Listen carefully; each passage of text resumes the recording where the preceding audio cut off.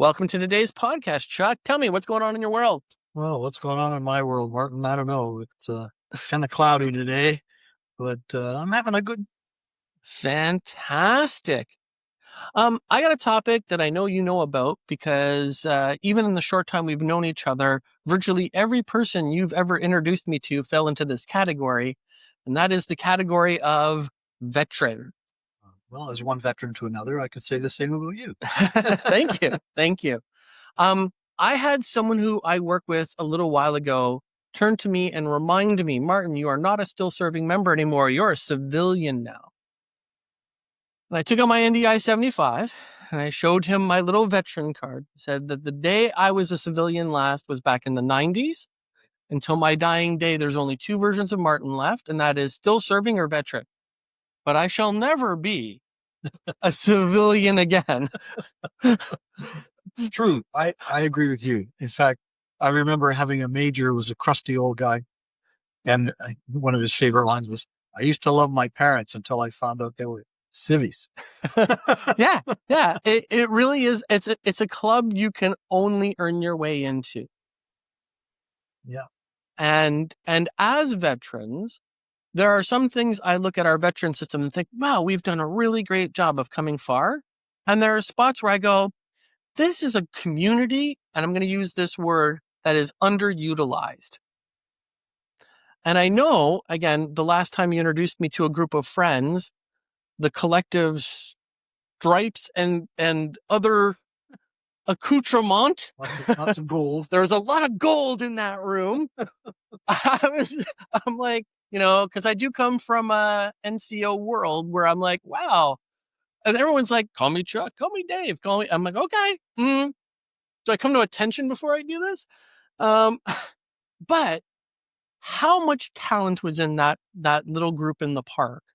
And is that group of talent, and this is the way I'll say it, as we're moving into a new era of Canadian military thought, we're forced to talk about a 51st state. We're forced to think about sovereignty differently.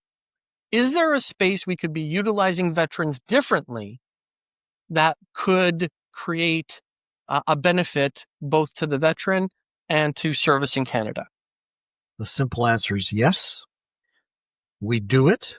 We don't do enough of it. And there's lots of scope to do more.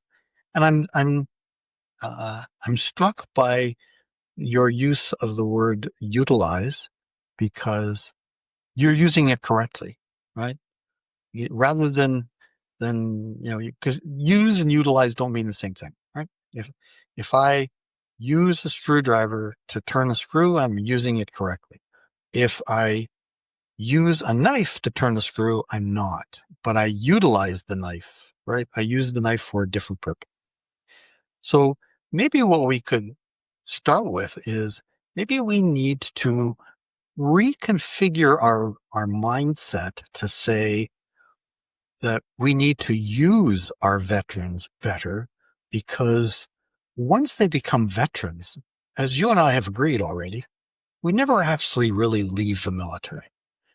That's not true for everybody, but for the vast majority, right? There are very few people that I have come across, I don't know about you, that after they take off the, His Majesty's tweed, no longer thinks of themselves as being a soldier or a sailor or an aircrew. You always sort of do, especially if, like the Catholic Church, we grab them young. So, I was 17. So, what did I say to you before we started? I'm going to go and use the head, right?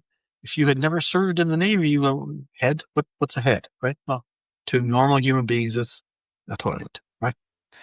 So I would like us to perhaps ingrain into our serving military that when the time comes that you no longer wish to serve or you no longer are able to serve for whatever reason, that doesn't mean that you're no longer able to serve the organization, because you have locked in decades of experience, knowledge, wisdom, and we let it walk out the door. A lot of militaries still do. In fact, a lot of militaries make it almost impossible to hire veterans because it has an impact on their pension.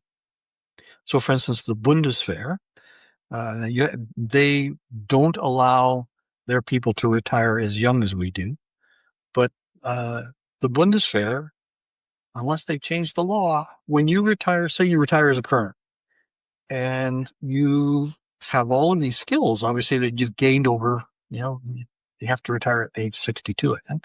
So you put in 45 years of service, and the military said, well, we need you to come back and do this job for us.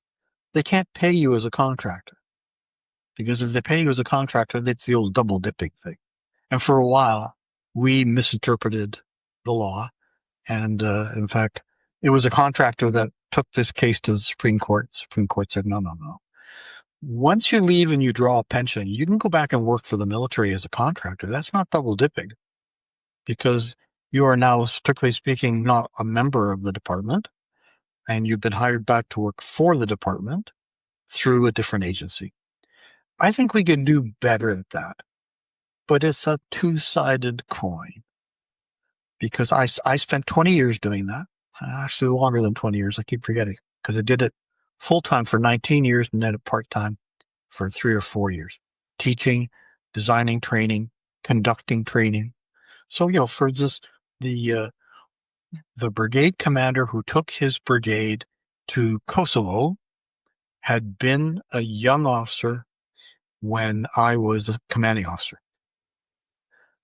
As a contractor, he's now a brigade commander, and he phoned and said, I would like Chuck to design an exercise that will train up my brigade to go to Kosovo. And so we did, right? Because that was our job. Well, I worked as part of the Army Simulation Center. And then he specifically said, but I need you to mentor me while we're doing the training. So I don't need you to be the exercise director. Have someone else be the exercise director. So I designed the exercise. But then when it came time to conduct the training event for the brigade, I didn't run it. I stepped outside and I became his mentor. Even though I'd never, I had commanded a brigade. I commanded a brigade for 18 hours, a German tank brigade, because it's a long story, but basically the brigade commander passed out because he wishes to go to sleep. And I was his assistant in his command vehicle. And when he passed out, the options were phone the div commander and tell everybody that the brigade commander is unconscious, or just carry on. So I commanded a tank brigade for 18 hours. So that is a positive way to use retired guys and gals to give back. This is what I learned when I commanded. This is what I learned when I was a staff officer. This is what I learned when I was an instructor at the basic officer training school, or if you're, and when I ran the organization, I had 500 contractors, that spanned. I don't think we had any guys who left the military as a private, but we had a couple that left as corporals. We had a couple that left as generals, but the vast majority were every rank in between. Right? And so, here's a good example. When I was a captain and went to the Canadian Army Staff College for 6 months, when I pretended to be a brigade commander and gave orders, I gave orders to the other captains in my syndicate who pretended to be battalion commanders. So I pretended to be a brigade commander, and they pretended to be battalion commanders, and we went through the little pantomime of going through, giving orders, asking questions. As the guy that ran the contract across the country, when we went in support of the staff college, the captain who was the student brigade commander pretending to be a brigade commander, when that captain gave orders, the commanding officers in the front row had all actually commanded battalions. They were all retired colonels. And they knew, because, we had an ethos, we had a very strict policy that their job was not only to support the student, but to mentor the student. So if the student brigade commander had said something dumb, it wasn't a question of, hang on a second, don't be an idiot. The brigade commander would never say that. It would be sort of, excuse me, sir, did I hear you correctly when you said the following?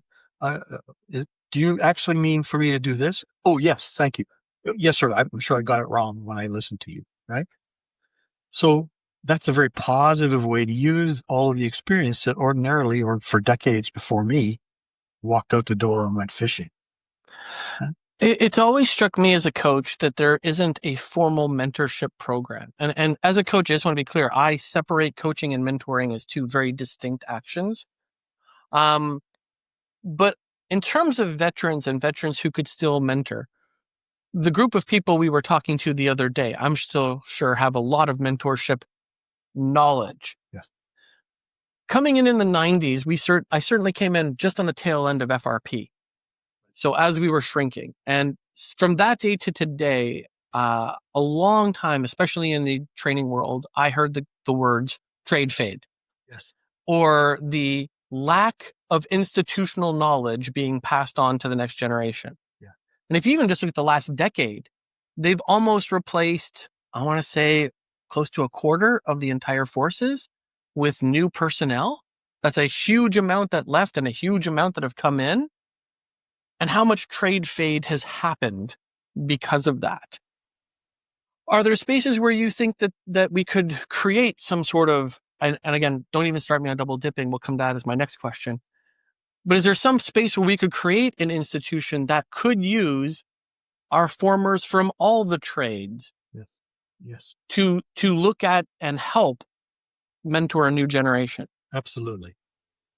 And before I go further, just let me make a small correction, and that is there is a formal mentorship program, but it only occurs at the senior most ranks. So the senior year-long, they keep changing the acronym, so I won't get it right, so I won't try. But at the Canadian Forces College in Toronto, when colonels attend for 1 year to prepare them for their next rank, whether it's general officer or if they're lieutenant colonel going to colonel, the staff college has on staff on a permanent basis for I think they live in residence 3 months at a time, a collection of retired lieutenant generals and admirals, and they're there to mentor these young colonels to prepare them for the reality of putting on the next rank. So it does exist, but it's extremely limited. Okay. And I love where you went with that, because in my brain, I was seeing retired drill sergeants being drill sergeants to the next generation of drill sergeants. And not to say that we haven't changed or evolved our drill sergeant, Good. But there's things like every level could have what's missing from before. Should we keep it? Should we not keep it? The discussions that would happen. But the new generation may not even know to ask those questions at every rank level. It's, I think part of the reason that we don't have that is that we've never had that. Right? But, and where it does exist, particularly in the sergeant's mess and the senior NCOs, it happens on a more informal basis because, chief warrant officers, chief petty officers, they tend to retire near the dockyards, near the garrison. And so they come back to the mess. And so that informal mentoring happens over a beer. And so like, listen, I was a sergeant when you were the RSM. Now that I'm, a company sergeant major, listen, Frank, can you give me a hand on, I got this really thorny issue with the OC. He thinks he's brighter than he really is. And so I think it has happened, but very informally, which makes it haphazard. But now let me talk to you about something that I saw and I actually worked at for 3 years unsuccessfully. And that is the downside of bringing back all the experience.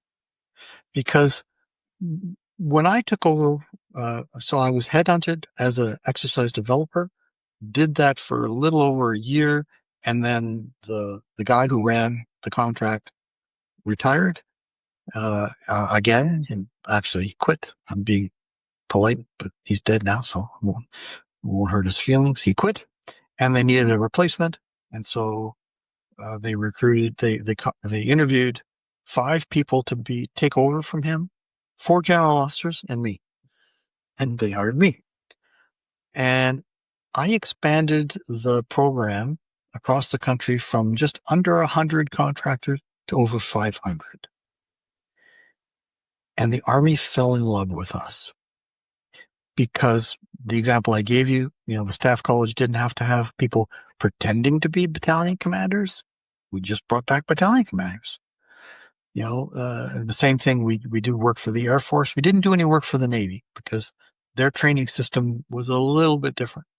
But, we trained government for G8 and Ganonasmus.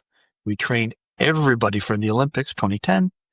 That took 18 months.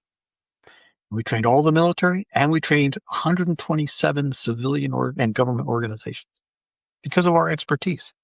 Here's the downside. It occurred to me about 6 years in, and I went to the commander of training and doctrine, or land force doctrine and training systems, because he used to work for me. He used to be one of my mentors. And I would see him once a week for 1 hour in his office. And it was just on a first name basis over a cup of coffee. And, he would ask me a bunch of questions because he wasn't stupid. He knew that his staff would only give him so much reality, but I had no reason to lie to him or even sugarcoat it. And one of the things I said to him was, the Army is losing its ability to train itself. And his response was, what are you talking about? We're doing great. We love the training that you give us. I said, that's the problem. When I was a lieutenant colonel and you were a major general, one of my jobs was to train you on how to train the captains so that when you became a lieutenant colonel, then you could train the majors and the majors could train the captains and all of their units. That's all gone. I said, can you name one lieutenant colonel by name who you can give a blank sheet of paper to and say, create a brigade exercise from scratch. Don't look at the old files, just write one from scratch. He said, oh, I'm sure there's somebody out there, but I can't think of a name right off the top of my head. I said, there's the problem. I said, when you were a major and I was a lieutenant colonel, between the two of us, we could have come up with 24 names because we did it every day. And now the knee-jerk reaction is, call Chuck. He'll find somebody to write this exercise. And so for 3 years, he promised me that he would pound on the chief of the defense staff to post in to work for me, serving lieutenant colonels. They would work for me for 2 years, and then they would go back to the Army. So they wouldn't wear uniforms. They'd be paid as lieutenant colonel, treated as lieutenant colonels. But most of my guys were lieutenant colonels, retired anyway. And here's what happened. After 3 years, we gave up for 2 reasons. One was the guys that the generals were willing to send to do that were not the guys that we wanted. And the guys that really wanted to come, the generals wouldn't let go because it would harm their career. So you're bringing up something really awesome, which is a space that a serving member has to consider that a veteran doesn't. Yes. And when you're serving, there are so many, and we've talked about this on many occasions, there are so many rules and so many things that are going to hinder or help your career movement. A veteran can, and you just said it, tell you the truth. There's no PER. Yeah. No one's writing an evaluation on it. And we know that truth is filtered. Okay. I can remember there's an old Navy joke where there's the ordinary seaman that goes, that is a bucket and it's full of shit. And of course, it gives you every rank there up, and it changes until it hits the CO, and it's this is something that promotes growth and is wonderful in our organization. But everybody put a spin on it at every level because you can't say the real thing, or else you're not going to have that space. But you also brought up something earlier, and I loved this. And I think it's is our system unfortunately designed to not allow the veteran to come back in some other ways? We have rules against double dipping. We have rules around being in the supplementary reserve. When I retired, I wanted to access my education fund to go to Royal Roads and continue working on my master's. Shout out to Royal Roads, amazing coaching program. I was told I had to leave the sup-res in order to get my money. Isn't that but even like, why do we have all of these? If you really want to think about them, they're economic policies that affect our functional operationalness. Maybe in a day and age of FRP where we had to tighten a belt, we had to think about that. But are they policies and things we should be reconsidering in today's day and age as we grow into a new generation? Yes. Okay. Okay. So I think it is something we need to reconsider. And I think that the fundamental stumbling block is based on fear. Commanders fear that if they make it too easy for their best people to see the other side of the fence, that they'll jump, right? Oh, and it happens a lot, right? There's an awful lot of people who reach, for whatever reason, a point in their careers where they say, it's been fun, but I'm tired. And I really love my job. I really love being in uniform and doing the following. But, my kids are 12 and 13. My wife's got a job. We love our house. We're only 5 years from paying off the mortgage. And they're saying to me, hey, you're building a great career. The next rung on the ladder is so close. But in order for you to grab that rung, you need to go and do this job. Right? In Ottawa. Because they're always in Ottawa. Because they're always in Ottawa. And that's a fear because you don't want to lose your best guy. I look at it a little differently. I look at it in terms of if I demonstrate routinely, institutionally, across the Canadian forces, that we will continue to love you and respect you and, hold you dear, doesn't matter where you are or what job you do. If you decide that at this point, even though we had thought to ourselves, we really want to make you the RSM of that battalion. You're the perfect guy. You're only 2 years from that rank. We've got a plan for you, right? And you say, well, you know what? I'm going to step out of the reg force and do a component transfer to the reserves because my wife's happy here. I'm happy here. My kids love their schooling. As you say, I'm only 2 years from that rank, which means I'm 5 years from compulsory retirement. I'm going to step out now and be the RSM of this reserve unit. And I get everything I want, but I'm still giving it back. And that individual runs the risk of having them say, well, you're a bit of a traitor. We've invested a lot of time and money in you, I mean, I got some of that. I was one of the youngest officers ever to command a tank unit outside of war.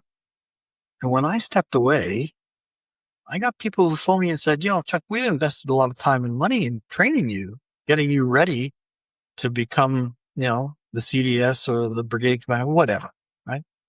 And I said, hey, my debt is fully paid. I've been on this carousel for 7 years, right? I didn't get to be a 36-year-old CO by sitting at home and playing with my kids. It's time for me to start playing with my kids. So, I loved every minute of it, but it's time for me to go and do something else now. Don't be trying to guilt me into staying, right? No one said to me, okay, we understand you've been headhunted to work for a civilian company. You want to get a PhD. Right. Let's find a way to keep you in uniform and do all those things. But nobody did. Yeah, you're bringing up something, and I, coming from a recruiting background, I always thought about how we did retention. Yes. That we have an amazing recruit program. Like it is stellar. Hats off to everybody who's in recruit group. You've got a tough job. I love it and I know it, and it's amazing. But if we took the same amount of effort to recruiting that we did to retention, we would design things called, the 5-year absence. You want to go and get your doctorate? Take the next 5 years, hang your uniform on a hook over there. We'll press pause on things, go do that, and then we'll press unpause when you want to come back. The stickiness of the rules, and again, I'm not saying this is about the CF, but it's about the conversation around the CF. That if we're talking about these things in terms of political will, is it time to reconsider how we engage political will with contracting and engagement? I think it is. And I hear that these types of things are being considered. How seriously they're being considered, I can't say. Part of the problem is that, the old saying that you can't ask people who created a problem to solve the problem. So there's a great opportunity, I think, for the current government. And Jenny Karen, if you're listening, give me a shout. Asking the generals that work for her right now to fix the problem that they're all facing, that's not the solution. Go back, reach out. There's 100 some odd retired colonels and generals eager to help you in one way or another to fix the retention problem. Academic institutions appreciate this. They have sabbaticals. You take a year, you're continued to being paid, and all you have to do at the end of the year is write something positive that showed that you didn't just garden all year. But it's more than just the rules, because the rules allow us to take leave without pay. Right? It's more than that, Martin. It's that if you decide to step out and take 1 year's leave without pay, regiments, branches, they'll sort of say, oh, well, we had plans for Marty, but Marty stepped off the carousel. We got to replace him. And when Marty comes back, it's like, remember me? I was your number one boy for like the last 3. Oh, Marty. Oh, I remember you, because it's a different commander. It's a different career manager. People may not even know you, even after only 1 year, as opposed to say, Marty, we've had you on the back burner. Welcome back. Okay, giddy up. So I don't think we need to change any rules. It's interesting. I'm hearing you speak about the difference between career management and talent management. Good distinction that we don't make often. In talent management, it's not about what your career is doing. It's about where we can best utilize the talents of the individual to meet organizational needs. In career management, we're just talking about the thing you were talking about, and you're absolutely right. There are lots of actions you can take that stop your career dead in its track. Correct. Unfortunately, right? And that's a great topic, I think, for future discussion. Career management, talent management, our obsession with getting guys to senior rank too young. I think that's a great place for this one because, look, our veterans have a lot to give to the organizations. Our talents could be, and I'll say differently utilized. And maybe if we think about it differently, and it sounds like a wonderful topic for another day, Chuck. I look forward to another conversation. Okay, thanks very much.